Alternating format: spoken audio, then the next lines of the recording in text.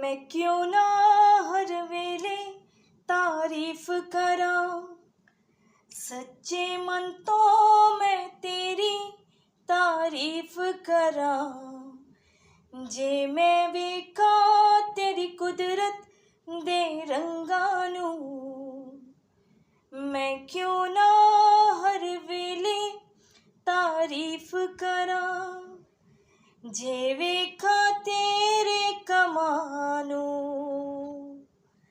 फिर वेखा मैं अपने लफ्ज़ानू। तेरी कुदरत दे रंग है बथेरे, कुछ कहने ले लफ्ज़ न कौल मेरे। मैं क्यों ना हर वेले तारीफ करा, सच्चे मन तो मैं तेरी